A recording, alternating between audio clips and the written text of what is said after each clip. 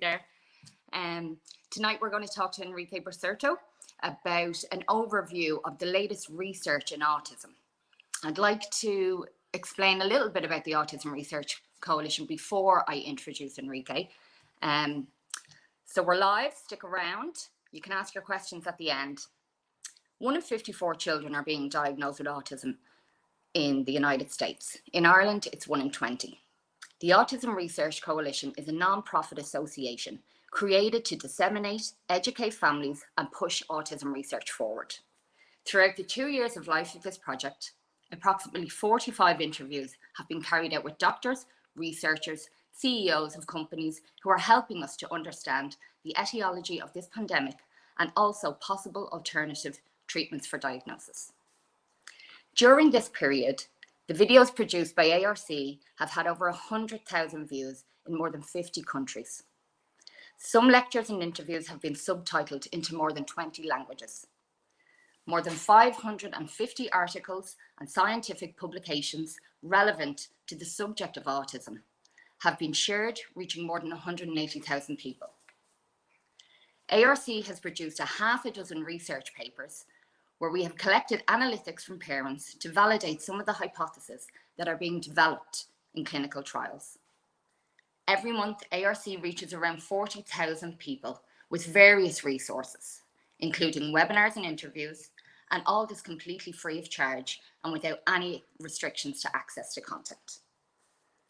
This is 100% a labour of love, and to help people who are already heavily burdened with raising children with special needs, to deal with obstacles to accessing information that could help their children. The only thing that we ask is that whoever can contribute, do so by making voluntary donations to finance clinical trials that are vital and to support with translations and subtitles so that people who do not have access to the information due to the language barrier can access these talks. In 1970, the incidence of autism cases was 1 in 10,000. The most recent data from the US CDC for 2020 is that in boys, it's 1 in 32. These figures speak for themselves. And to talk about data and the effort this has made in this platform, no one better than its founder, who will also be able to share with all of you the general, scientific, and personal conclusions. After all the interviews conducted on this platform, Enrique Basurto, welcome to this, your home. Thank you. Thank you so much, Lena, for that intro. Thank you, Lena, for that intro. Yeah. A little bit about Enrique before we get started. Enrique Basurto is a mathematician, statistician, and data scientist with more than 20 years experience in the international scientific research with important multinational firms in Europe, Latin America, and the United States. He has co-authored dozens of scientific publications and has participated in hundreds of commercial and academic research studies in the pharma and biotech industries. Excuse me, I've lost myself. Enrique is the father of 2 boys, aged 9 and 11, both diagnosed with Autism Spectrum Disorder, with a personal story that deserves to be heard. After more than 5 years of searching for treatment alternatives for his boys, Enrique created the Autism Research Coalition, a non-profit foundation that seeks to join forces with doctors, researchers, opinion leaders, NGOs, and private companies to educate parents and health professionals about treatment for people with ASD and to promote and fund vital research to find answers for treatment alternatives for autism. As we said before, ARC is a scientific dissemination project created by a mathematical mind with the heart of a father. Enrique, thank you for this space, for your time and your knowledge. My first question for you, Enrique, what is autism? Thank you, Leona. That was a wonderful intro, and I just want to say, before we answer the question as to what is autism, I would like to back up a little bit, just to touch on a couple of things that you mentioned. One of them is the alarming, autism prevalence rates that we have seen really worldwide. But the data that we have, at least at hand, is the one from the US. The one that shows, according to the CDC, that 1 in 54 boys and girls as of March of 2020 are being diagnosed with autism spectrum disorder. This is, as you said, I mean, this is a staggering number. It's simply astonishing what we have been, seeing in the autism world. From a rate of 1 in 10,000 in 1970, it has really grown dramatically. And we can talk about the reasons for that, but this is just absolutely something that is mind blowing. One of the things that we did actually at the end of last year was to write an article that is called Autism Lives Matter, and it's simply to show or to highlight the importance of putting in perspective the COVID-19 pandemic, for example, right? Because there's a lot of effort that has been put into like developing therapeutics for the COVID-19. The intention of the article, obviously, is not to say that there's a disorder or an illness that is more important than the other. That's definitely not the intention. The intention is simply to highlight the fact that if we put in context the impact in the lives of the people with a certain disorder, or the impact in the lives of the families that are going through these disorders, and you compare autism with almost anything else that you can think of, it is really a very, very serious disorder that we need to put in context. And what I'm showing here, this chart actually was produced by a group of scientists in 2017. A group of scientists at the Indian Council of Medical Research, and they published what is known as the Global Burden of Mental Disorders Report. And what this is showing is essentially the DALYs. DALYs is a metric that is used in epidemiology to essentially prioritize health-related public policies, okay? Mm-hmm. And what this is showing is these DALYs stand for disability-adjusted life years, okay? Which essentially means the number of healthy life that is lost due to a disability. And as you can tell, like, for example, in cases like schizophrenia, or in cases like, bipolar disorder, the person starts, having a normal life. And then unfortunately, at some point in their lives, they have these disorders that really, it's a really handicap in their lives. In the case of autism spectrum disorders, you basically have like throughout the lifespan of an individual, I mean, they're basically burned with a condition, and in some cases, unfortunately, it's a small percentage still. There are some people that are able to live a healthy and normal life and take care of themselves. But sadly, in many instances, these individuals that are diagnosed with autism, they basically live all their lives with these disabilities, and of course, this is tremendously important, and that's kind of the reason why we have to kind of put all these efforts in context, for like I said, I mean, for public policy, and also to bring awareness to the fact that that autism is essentially a medical condition, right? So I guess that's another thing that I would like to say. I know that we can discuss some things about the Autism Research Coalition, about what we do and what not. But I also want to answer your question to begin with. But I guess one thing that is different about our efforts is that there may be other nonprofits that are promoting, let's say, awareness, or that are promoting acceptance for autism or people on the spectrum. Let me be clear, Leona, we do not accept the autism diagnosis. I mean, this is because autism is a medical condition. I mean, all these publications that you were referencing, these hundreds of publications, these many interviews that we have conducted.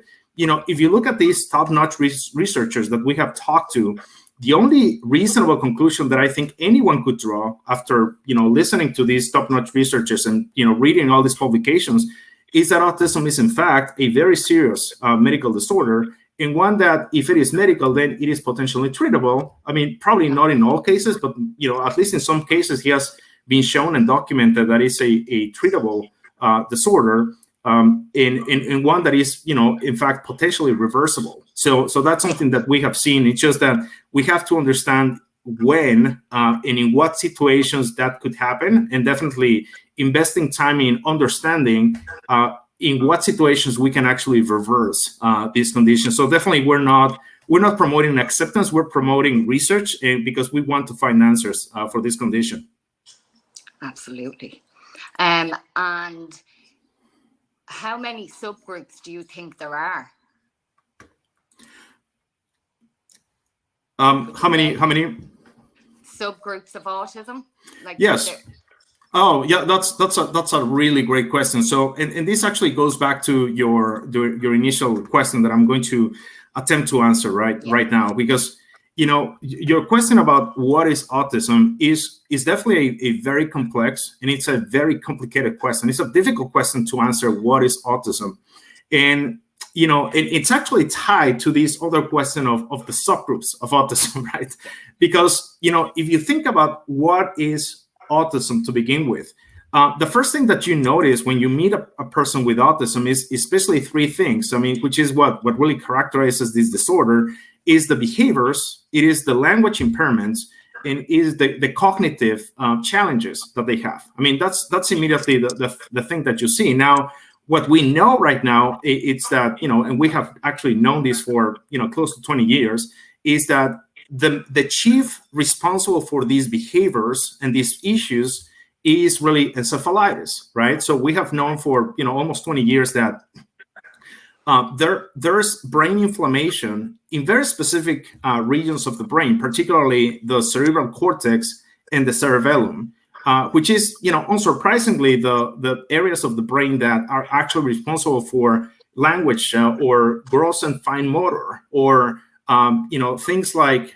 the processing of stimuli, and that's why you see like all these repetitive behaviors. You see all these stereotypical things in the case of autism. But I think that the issue is that when you understand the brain inflammation, okay, that is really just the tip of the iceberg. Then the question is, what really explains these underlying problems, right? So you have this brain inflammation, but what explains brain inflammation to begin with?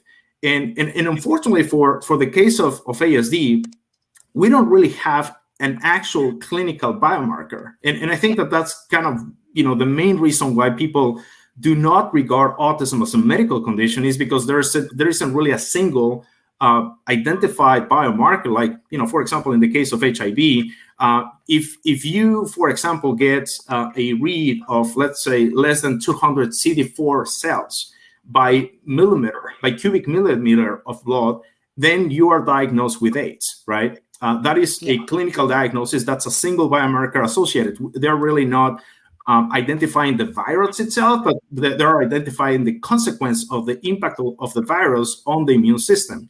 In the case of autism, we don't have that. What we have, though, is a series of secondary biomarkers, we could say, right?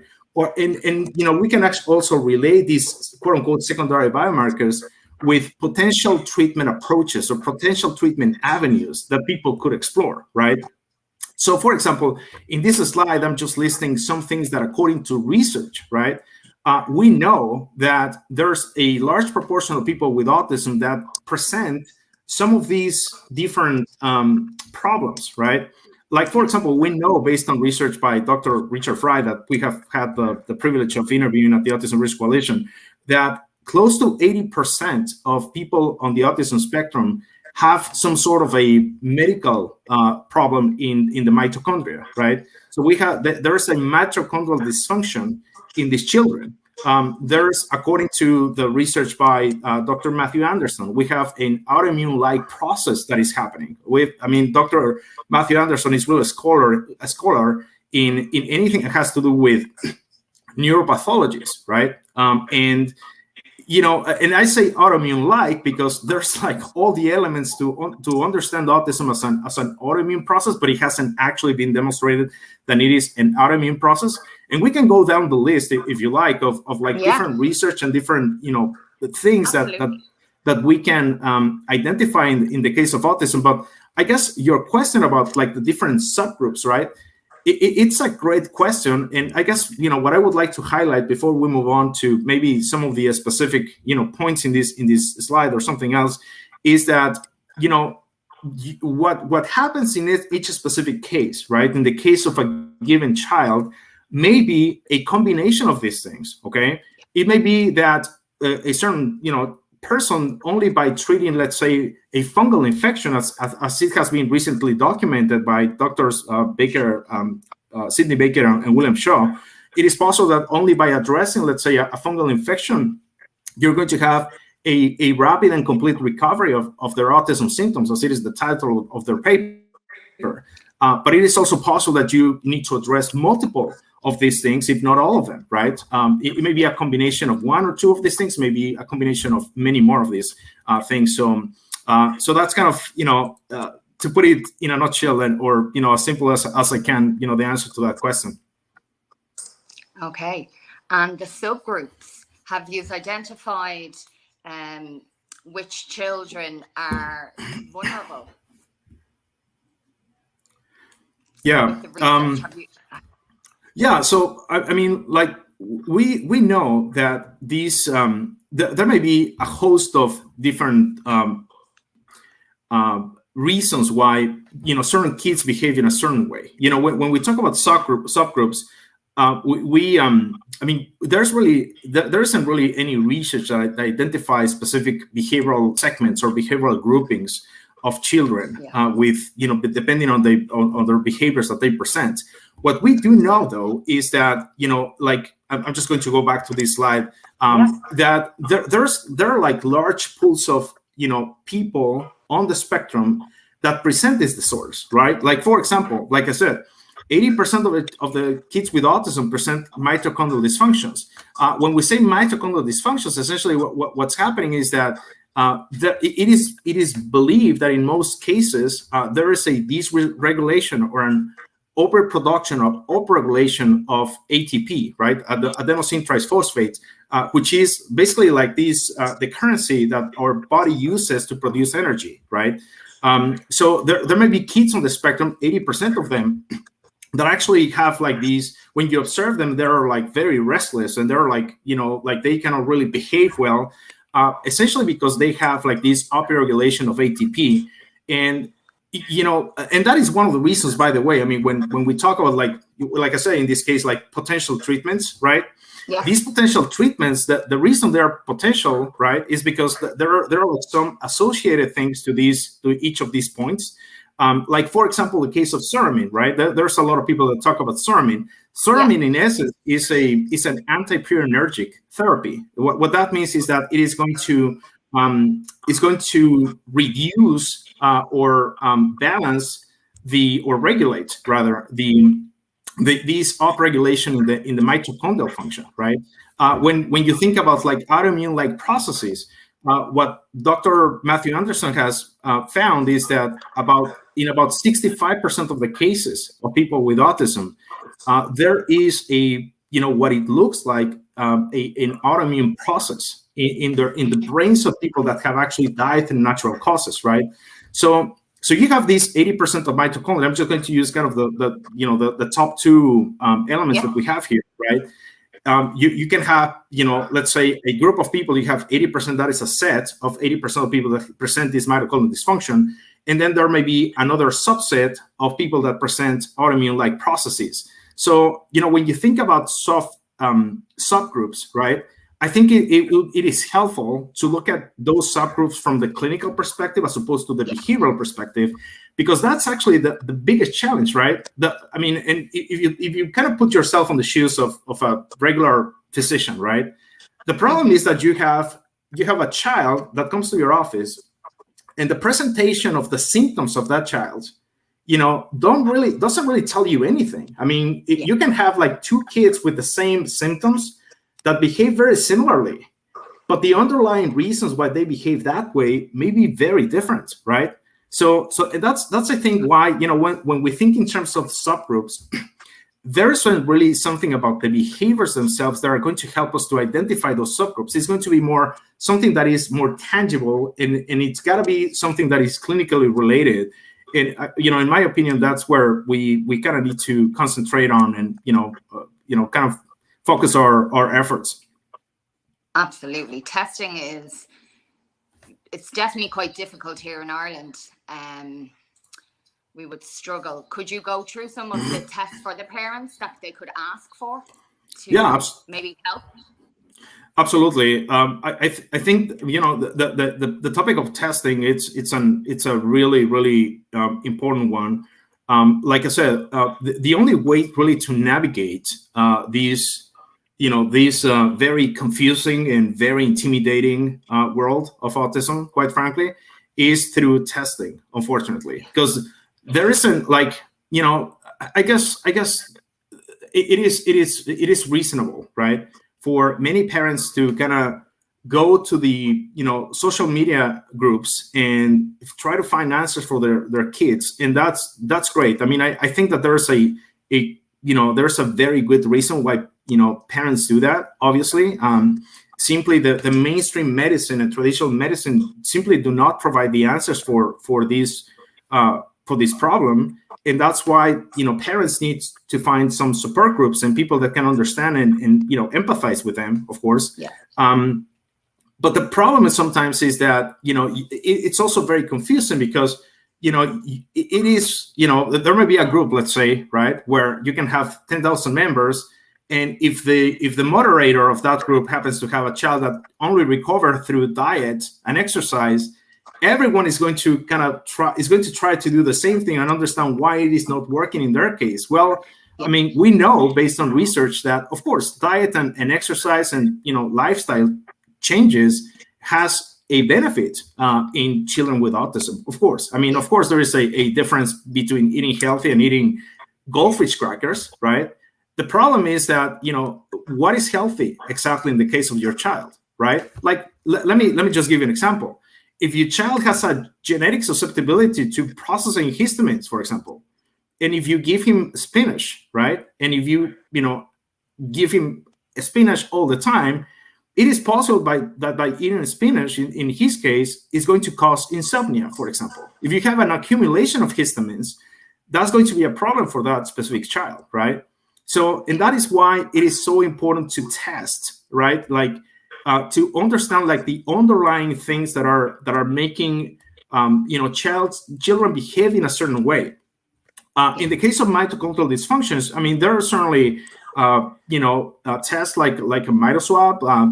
There are very specific cases, very specific tests that can provide you with additional information. There are basic tests. In the case of autoimmune, unfortunately, there isn't really actually a test because there isn't an actual there are proteins that are being identified right now, but it's not something that we have actually been able to really understand precisely what is triggering this process. That and there is research that we can mention, but in the case of infections, for example, there is a host of different tests that people can do, and there are like 4 big categories in this case. There are like fungal infections, parasites, viruses, and pathogenic bacteria, and that's kind of something that if people can do, that's great.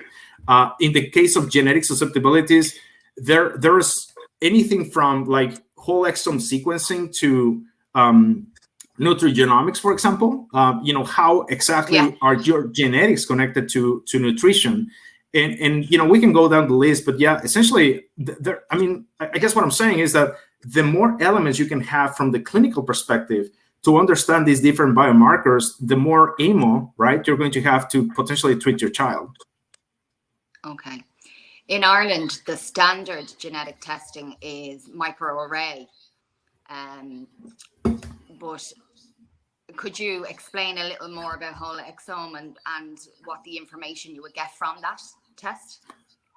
Yeah, absolutely. So in anything that has to do with genetic sequencing, it really there are many different aspects that you can find in these cases. And one thing that I would probably mention is like many of the things that you wouldn't even realize that could explain the symptoms and behaviors of autism could be potentially found in a genetic test. It could be possibly a whole exome sequencing. It could be a microarray.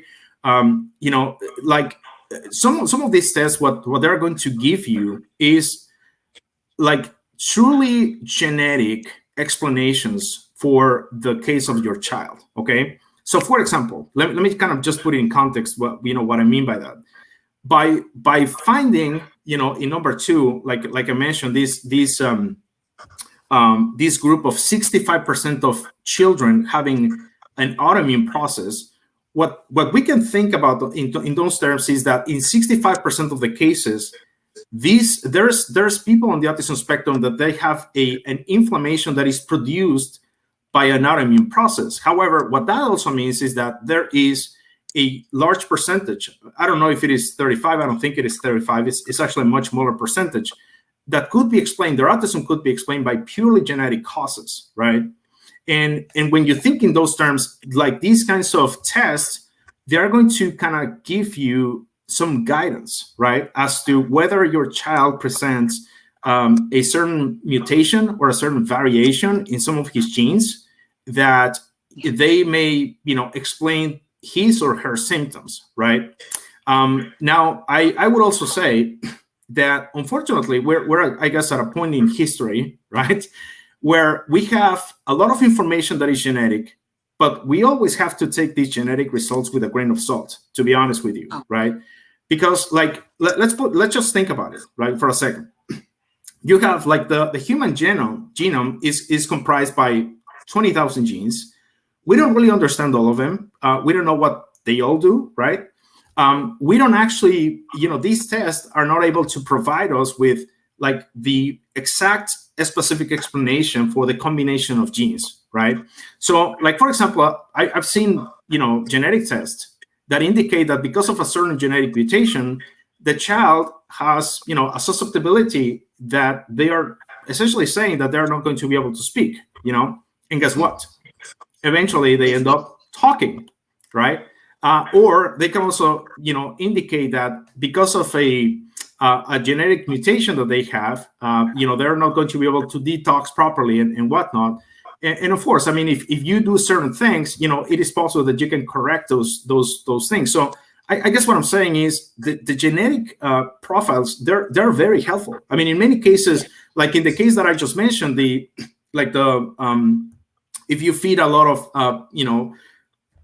food with histamines to your child, right? Yeah. There may be an underlying reason that is genetic, and you can actually reverse that with some supplements and some medication. I mean, that's easy to know and demonstrate, right? When something like that may be happening to your child, but it's not always the case. So I would always say, you always take these genetic testing, at least for the time being, with a grain of salt, because there are a lot of different combinations in these genes that we don't really understand fully. And, it may be discouraging for parents. I mean, to see that, your child, let's say, has an intellectual disability, let's say, and, these tests are actually directional for the most part, quite frankly. Yeah. So I would just, I would consider them, and, to the extent possible, try to confirm those results, but just take them with a grain of salt.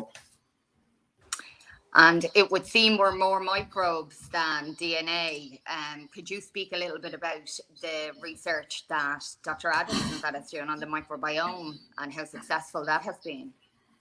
Yeah, absolutely. So in the case of the research by Dr. James Adams, which, as many people watching already knows, this is a study that was published in 2018, I believe. It was a small study, and what they found essentially is that by supplementing, let's say, children on the spectrum with healthy gut bacteria coming from healthy donors, of course, they were able to reduce their autism symptoms in nearly by half.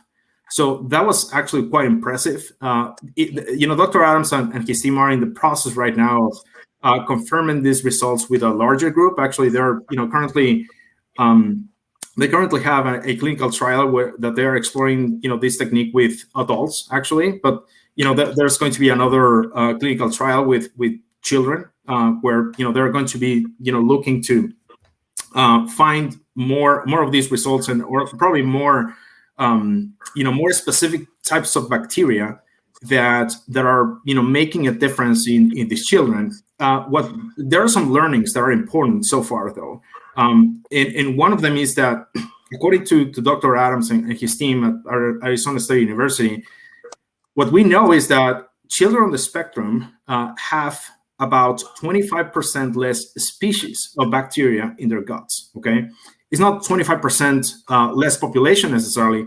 It is 25% less species, and that is concerning, of course, right? Now, I guess one thing that it's important to ask ourselves, right, is why is that happening in the first place, right? So why is it that these children have 25% less bacterial species? And that's something that we don't know at this point. I guess we actually have a presentation or an update with Dr. Adams later this month, where he's going to kind of give us an update on this research. But I guess what we know so far is that there is certainly a link between the microbiome and many things. It's not only autism. I mean, like the whole think about the microbiome. I mean, the way that it is connected with health is just something that we're starting to explore. Generally speaking, it certainly explains a lot of neurological problems. At the Autism Research Coalition, actually, in 2019, I believe, we produced a piece of research where we actually collected a lot of the stool tests from parents, right? And essentially, we look at the bacteria counts from their guts, right? And of course, when we think about bacteria, I mean, we need to think about like both beneficial and pathogenic bacteria. And we also collected their ATEC scores. That means their level of severity of these children. And what we found is that there's an obvious connection, right? So we were able to gather something like 20 different stool tests, and clearly the more populations a child had, right, the richer or more diverse the microbiome was, the lower the autism symptoms. And it was actually a very easy model to build. I mean, as you mentioned, I'm a statistician, so I was actually quite surprised to see how clear of a connection there was. But there's more, right? We also gathered from these parents. There was a subset, a certain subset. I believe that there were like 6 or 9 of these parents that had done things like, for example, stem cell therapy, right? Which is a popular thing that parents explore for the case of autism. It has not been demonstrated like on a general basis that it is something that really benefits not even most of the kids, to be honest. I mean, it benefits a certain proportion. We don't exactly understand why that happens. But we were able to see that, the kids that had stem cell therapy that had richer microbiomes, they were more likely to benefit from stem cell therapy, right? And there's a clear connection. The connection is that the richer your microbiome, the stronger your immune system is going to be, right? And therefore, if you have that, then you're going to have higher chances of benefiting from stem cell therapy. So, I mean, so that's kind of the extent of like, we need to think of the microbiome as something that we have to be very, very mindful about, right? But also at the same time, we have to understand why is it that, these problems in the GI tract of these kids exist in the first place. Absolutely. I think cesarean section has been shown to be one of the founding, that it's causing issues with the microbiome. If your child is born by cesarean section, they're born with a sterile microbiome rather than the microbiome passed down by the mother. Yes. Yeah. So and definitely. No, and there's certainly a combination of symptoms, right? I mean, you can think in terms of like there are certain factors that impact the microbiome. Obviously, I mean, there's the element of food. There's your nutrition, the microbiome of your mom, for example, right? All of those different things impact. Also, almost anything impacts the microbiome. Quite honestly, like the medications you may be taking, let's say things like your lifestyle, right? So how much are you exercising, for example? How much you are, how much coffee you're drinking. Like all these different things are going to impact the microbiome. But then at the same time, it's not all the microbiome. So, and that's why we kind of need to understand and put in context all these different research and to kind of explore for a specific child what is going on, right? So let me just kind of give you some, tell you something else that we have, seen after speaking with many researchers, is that there are some researchers that are actually exploring the role of neurotransmitters in the microbiome. Like that's just one of the many examples of things that I'm referring to right now. So, for example, we have actually interviewed Dr. Kristen Bogner, and there's a few other doctors that are exploring this route, where they believe that there is an unusual increase in the levels of adrenaline in the body, right? So we know that adrenaline is this neurotransmitter that essentially is going to regulate the flight or fight system, right? So if you have to kind of your system is kind of in a fighting stage, I mean they're not thinking of eating at that time, so it's going to kind of regulate where the blood flow goes, right? And if you look at this slide, one of the things that I'm pointing out here is that there are irregularities in the blood flow of people with autism. Now, I specifically said here in the cerebral blood flow because that's something we know and has been studied, but there's also irregularities in the blood flow in other places, like, for example, in the GI tract, right? If you have less blood flow in the GI tract because there are higher levels of adrenaline in your body, you're going to get obviously more constipation. If you have less blood flow, that may also explain why there's less bacteria species in your gut as well. So I mean, it's not just one thing. I think that we have to kind of look at each individual case and kind of explore what may explain all these different symptoms. To begin with. Okay. A SPECT scan is one of the scans that can show if there is an issue with blood flow to the brain with children with autism, isn't it? Yes. Yeah, absolutely. I mean, so you have a SPECT scan, you have, like in this case, I'm talking about neural connectivity. There's what I would call preliminary research that explores these. I mean, you have SPECT scans, you have QEEGs that also look at neural connectivity. As in many of these research efforts, frankly, there's a lot to be understood. At this point, because if you, for example, if you perform a QEEG in a child, and there's indication that there are like certain connections that are not normal, and you try to regulate those connections by some mechanism, there may be some serious side effects, right? There may be some ways in which you can upregulate or downregulate a certain process, and it could be really harmful. So I guess that is one of those things where we're starting to scratch the surface into many of these things, but it's definitely important to explore these potential treatment approaches so that we know what could help your child specifically. If your child, for example, is the case of one that has a serious fungal infection,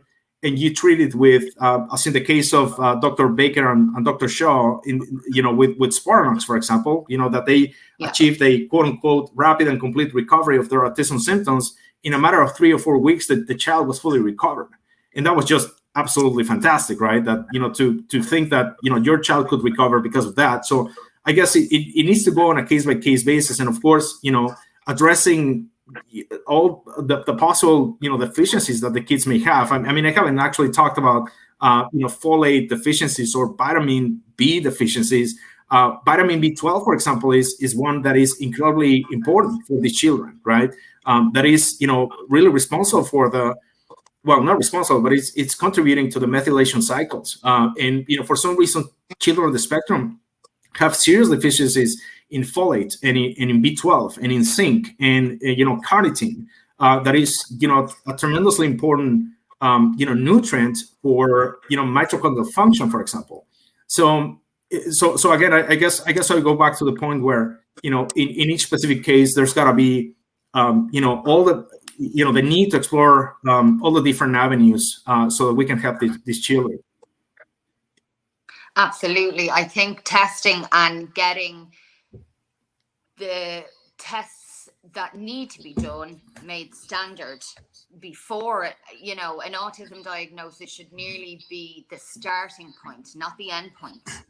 And working with doctors and researchers to look at what are those tests that then need to be looked at and what can we do, I think is a really good move forward.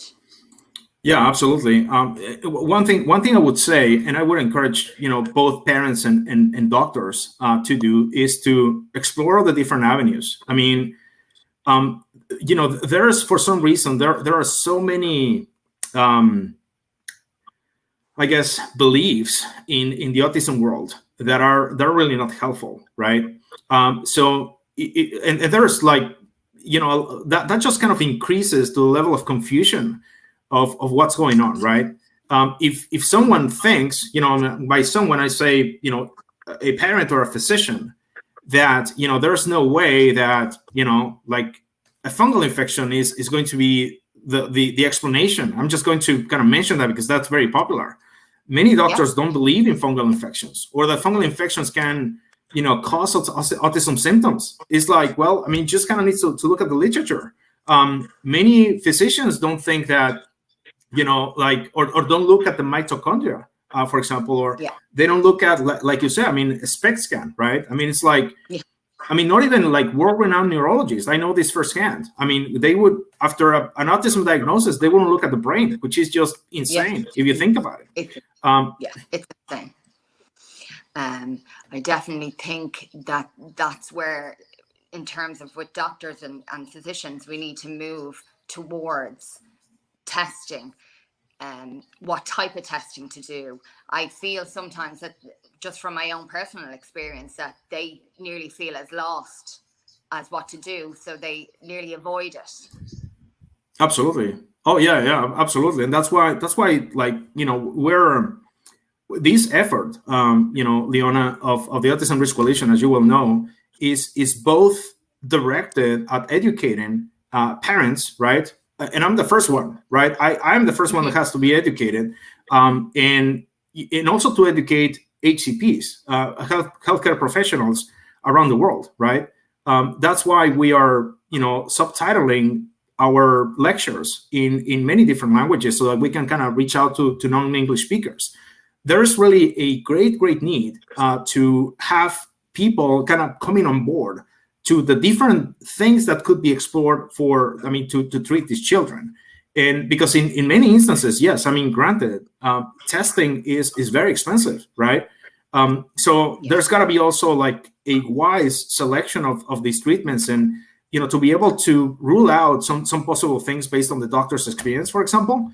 That is just tremendously important. But I would just encourage both parents and physicians to explore all different avenues. Hey, if the child needs, antifungals, right? Or if they need antibiotics, of course, that goes like directly against the research on microbiome, of course, right? So if you start like using antiparasitics or antifungals, I mean, you're going to damage the microbiome, of course. But, in some cases, even though you're damaging the microbiome, the kids are getting better. So it's like, it's always like these, it's kind of a tug of war, if you will, or a balancing act where we kind of need to, look at the research that is coming up, with a grain of salt, right? And to be very critical as to what is the information you're receiving from research and from these groups that you may be part of, right? So that you're not getting a biased perspective on what may be happening because, there was a certain treatment that was successful for a given child, right? And that's why, as parents, even though we don't want to be our kids' doctors, we kind of have to. I mean, we don't have much of a choice, to be honest with you. And also, we also have to be the ones, because we know our kids, best. We have to be the ones that are really kind of on top of what are the treatments that are being prescribed for our kids, right? If you think that something is missing, right? If for example, you see in the test that your child has a B12 deficiency, and no one has actually said, that they need B12 supplementation. Well, that's something you have to kind of find someone that helps you with that, right? If you see in your results that, you know, your child has a certain parasite, right, or a certain pathogenic bacteria, you have to treat that. I mean, there's no other way, right?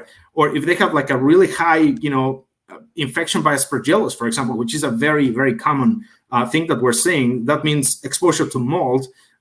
That is something you have to deal with, right? Even though, you know, your doctor, you know, or a bunch of doctors you have seen may not believe that, it is really up to us, like their parents, to kind of look for every possible alternative that can really help them.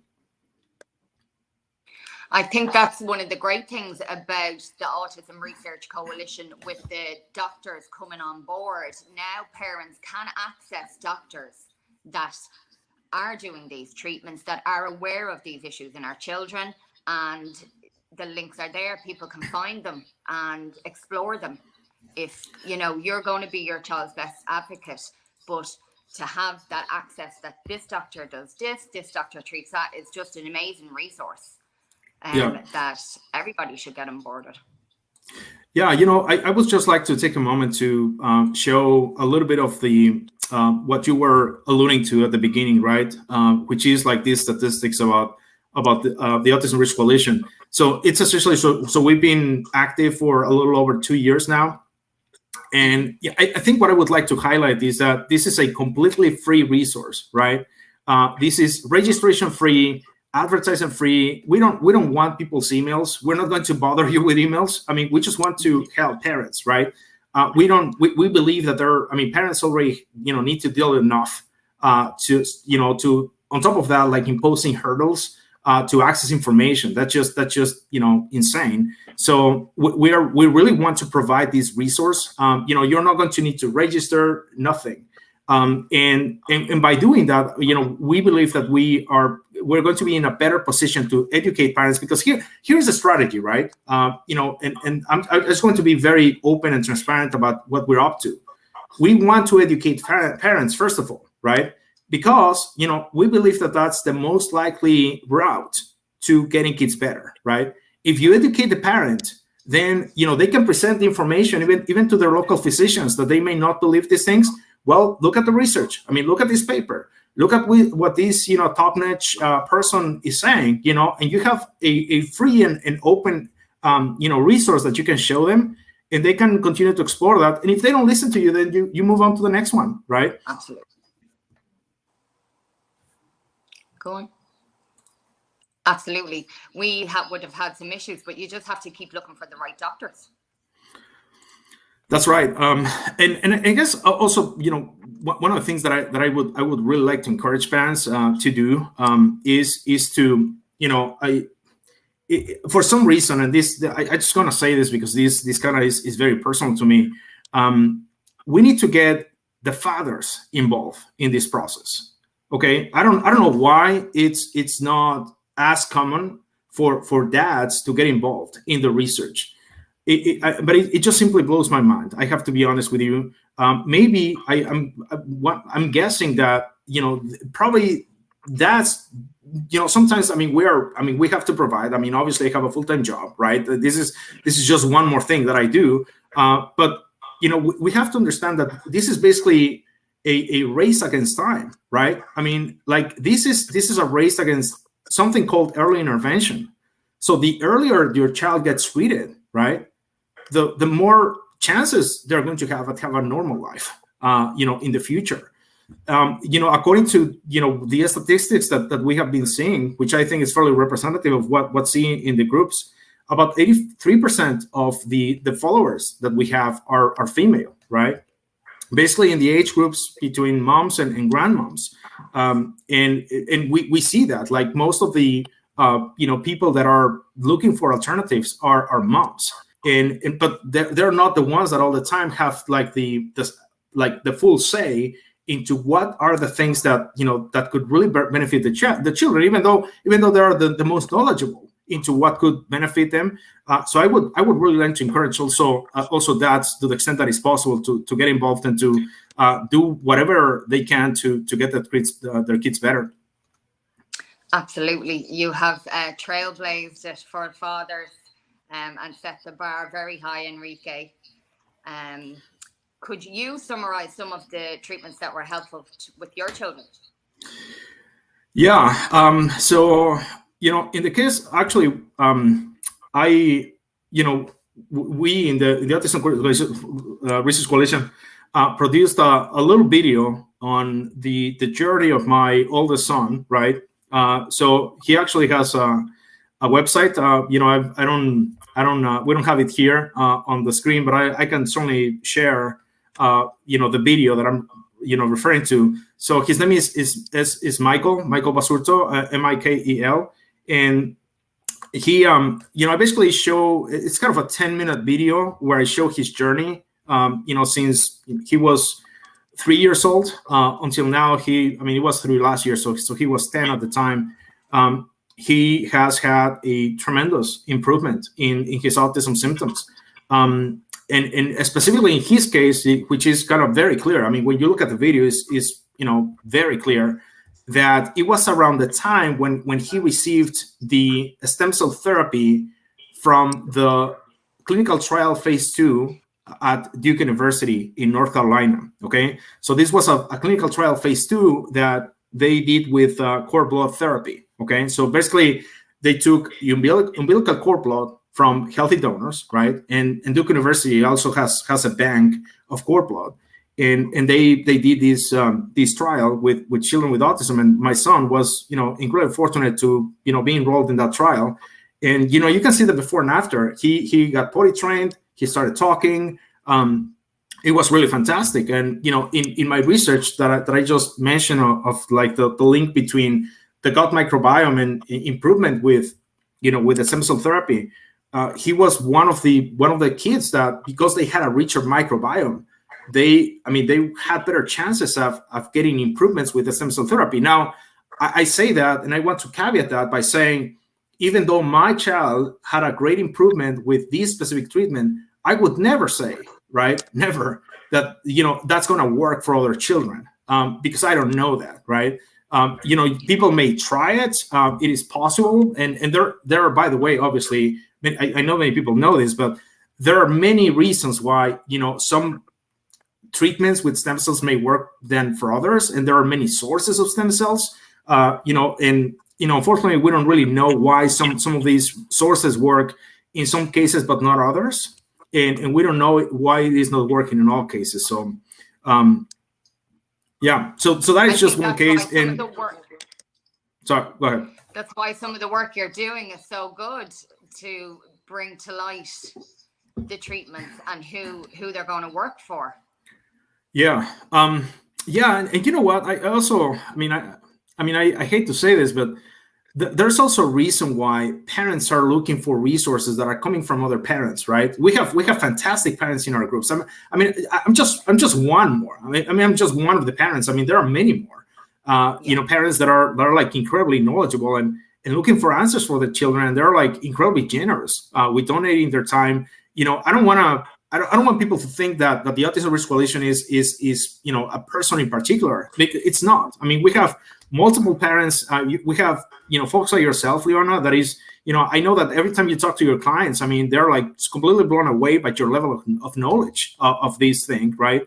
And that is the case with many other parents that are like spending countless hours looking for options, and they could, when we do these efforts, we have actually interviewed other parents. We're in the process of lining up more research, more interviews with other parents of children with autism, because we want other people to hear from them, what it specifically has worked for them, right? As opposed to having a certain physician or a certain researcher, that obviously they may be experts in a certain field, but when it comes to things that you can try and look for, specifically in the child of in the case of a specific child, it's really, the parents are a tremendous, source of information. Absolutely. They're the ones in the field. We're the ones in the trenches, Leona. That's what we're doing. Absolutely. Enrique, it has been absolutely amazing. A wealth of information. We're open to any questions that anyone would like to ask. You can put them in comments and they'll be answered later if you don't have time now. And it's been amazing, Enrique. Thank you. No, thank you so much for doing this, and welcome aboard. By the way, I mean, I know that this is your first live with us, and you're absolutely fantastic, Leona. Thank you for all your support. And I know that there's a lot of people that has benefited also from your story. And I'm really looking forward to hearing more about other parents and hearing more stories. By the way, we always encourage parents to submit their stories to us. We're always encouraging, that people to give us their protocols, for example. And I guess I would just like to finish, if you don't mind, with a quote, because I think that this really summarizes very well the reason why we do what we do at the Autism Research Coalition. This is a quote from Ryan Hines, Marsha's son. We have this book woman by Marsha Hines. She obviously didn't ask me to do this, but I think that for those that don't know Ryan was diagnosed with severe autism at the age of like 3 or 4, and now at the age of 32, I believe he's an aerospace engineer, living by himself, living a healthy and typical life. And this is what he's saying. Some people think that we should accept autism, and that if a child is treated, it changes who that kid is. I'm still the same person I was, only now I am happy and can enjoy life. It is hard to understand that people are not receiving proper medical treatment because some people think that we should celebrate autism. When doctors believe the medical issues associated with autism are part of a developmental disorder, quote unquote, children are not treated for the same medical conditions as every other kid. Is that really okay? The answer, of course, is no. And he is where he is right now because of the tremendous efforts of his mom. And this book, I'm just going to say, I know you're in there, Winning Our War Against Autism. Is just one of many documented examples of people that have really had tremendous breakthroughs by having parents that are just simply not giving up on their children and are not taking no for an answer. We will end it on that positive note, Enrique. It was a pleasure. Wealth of knowledge. Look forward to working with you again. And I will sign out from Ireland. Thank you so much, and thank you, everyone.